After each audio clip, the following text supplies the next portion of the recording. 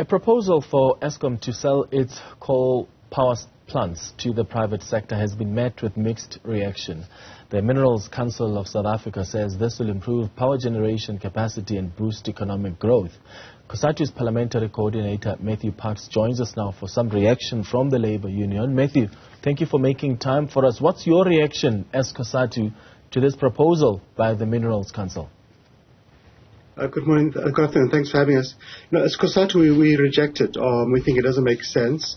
We have to be careful that as we seek to address the electricity crisis, which all of us are suffering from, that we shouldn't create further crisis for us. I think for us, electricity is a national, public, and essential good that everybody must have access to, whether they're rich or poor, whether they live in the cities or rural areas.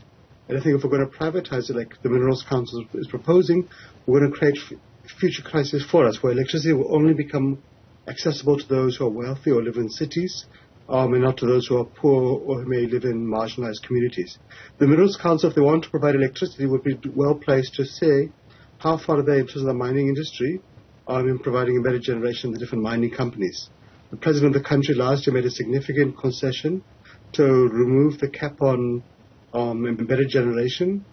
So that means the mining companies can provide their own electricity.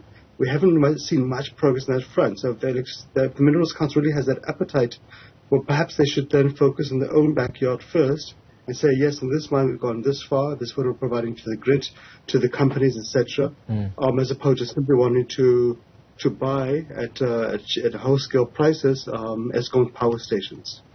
Yeah.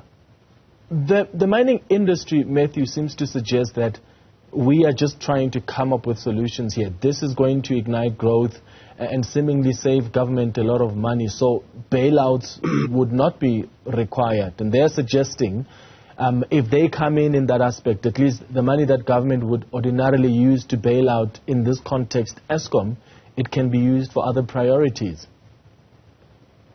Yeah, so if the mining companies are that efficient, then surely they should have brought on board the generation capacity that they were offered last year.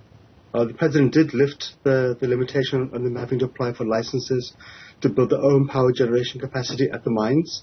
The mining industry is the largest user of electricity across the country at about 20%. We haven't seen much progress. So I think for us, we're a little bit skeptical when they claim to have this capacity and efficiency and so forth.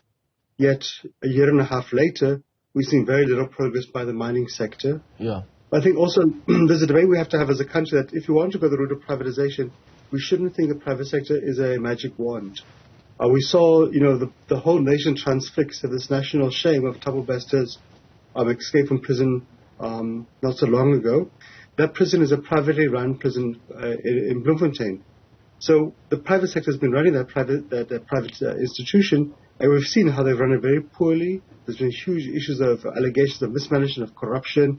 And in this case, Thabo Bester was able to orchestrate a very amazing escape, including with allegedly dead bodies, etc. So again, the private sector is not a magic wand. I think for us is that we have to fix what's broken in Eskom. Eskom, like all the other SOEs, was well run, was internationally recognized as very efficient until about a decade ago, into the decade of state capture and corruption and mismanagement. Yeah. Let's fix those blockages in Eskom, because simply saying that, well, we're tired as government, we're going to hand over the family jewels to the private sector, it might give you a short-term solution in terms of efficiency, but it's not going to resolve the issues. And you can only take it so far. So I think for us, let's rather fix Eskom, deal with the issues of corruption, of mismanagement, of underinvestment, of aging infrastructure, etc., as opposed to just simply handing it over.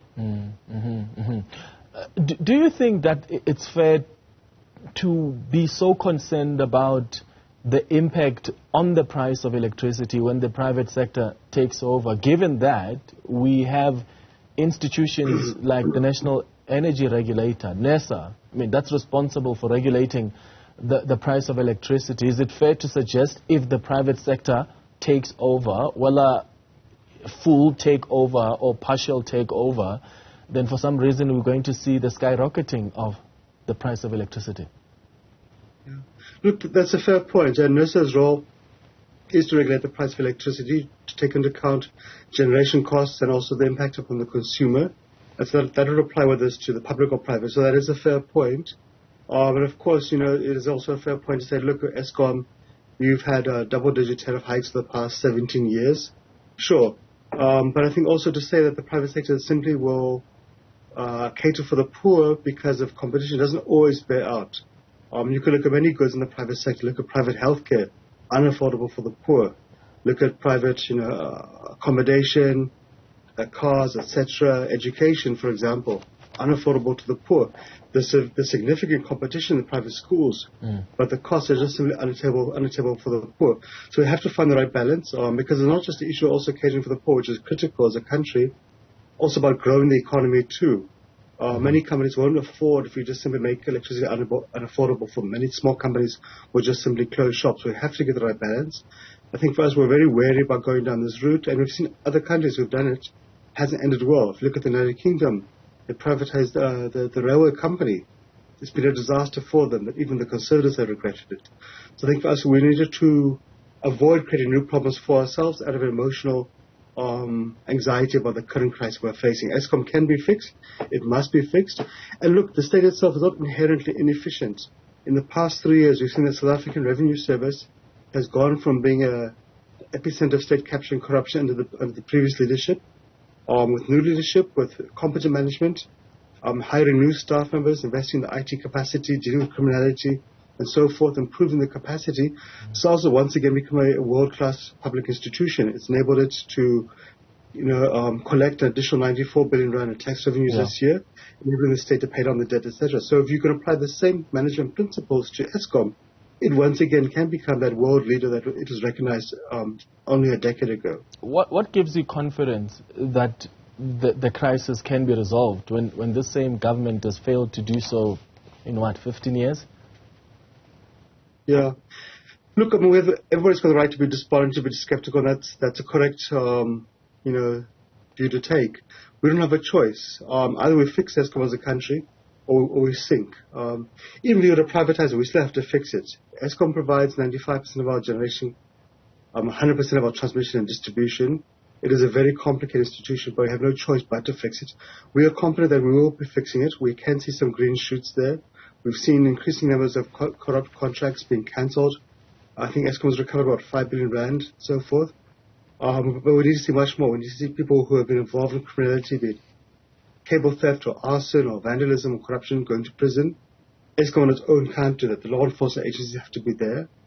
We need to see more being done to assist Eskom to deal with the maintenance. So we're quite pleased that governors now agreed to give Eskom 254 billion rand worth of a bailout under strict conditions. So that hopefully that can assist, because that's going to flip a huge amount of Eskom's daily cash flow to enable it to invest in maintenance and so forth. I think also, Thomas, it's about what are ordinary consumers, businesses, government departments, people who buy electricity, what are they doing to help? Because Eskom has got a debt burden of 57 billion rand from municipalities. Its losses every year, 20 billion rand. So if people can pay for the electricity, if municipalities can hand over that money to Eskom on time, Eskom can have the money it needs to do the normal thing a company does. Because no company can operate if you don't pay for the goods you buy from it. It's a simple economics 101. So we have to be fair to Eskom and give it the support it needs. Otherwise, they won't be able to turn things around. Yeah, and of course, debt is part of the big problem for where Eskom finds itself. You've made a proposal for all customers to move to prepaid electricity. How do you think this can assist? It can assist because currently about 60% of the country is on prepaid. They pay Eskom as they consume electricity, giving the daily cash flow. About 40% doesn't pay on time. Some of it doesn't pay at all. And it's not just a question of indigent households, which can be dealt with in a specific, more humane way. It's also large consumers. We've seen hotels in Tshwane. We've seen a certain country's embassy in Johannesburg. We've seen even government departments and entities not paying Eskom on time. So if Eskom is losing 20 billion rand a year and there's debts of municipal debt of 57 billion rand, if you can address that, it gives Eskom the cash flow. You would not be able to maintain a petrol station if only half of your customers paid and the other half you had to go and chase them at night. It wasn't going to work. You would collapse quite quickly. The normal profit margin for a company might be between 10 and 20% of its revenue and so forth. And I think for us it's about time, because it can't be right that people in Kimberley pay but people in another town don't pay. On the issue of indigent households, that needs to be dealt with in a specific category, but that's a small component of the Eskom debt. We have indigent households being entitled to receive free electricity, but we see many municipalities deliberately choose to allow that to fall on the side, to make it very difficult for poor households to access it. So let's fix it.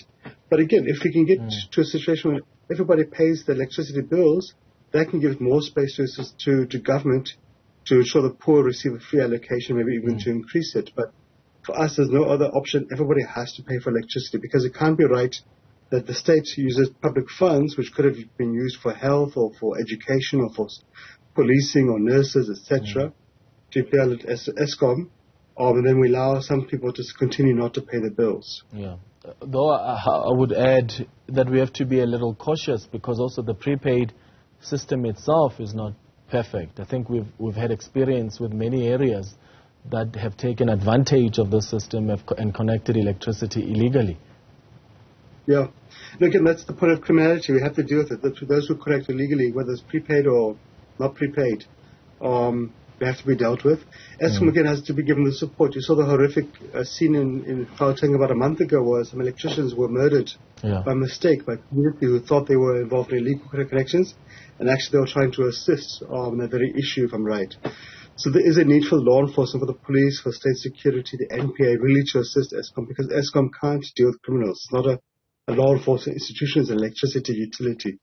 It does speak, Thabo, to the point of a culture of corruption across society, not just in the state, but across society, where we think it's okay to help ourselves, but we don't need to have to play our own contribution in helping society to sustain what we ourselves need to benefit from. Yeah. What about the prohibition on Eskom investing in new generation capacity? Isn't part of this Eskom debt relief package?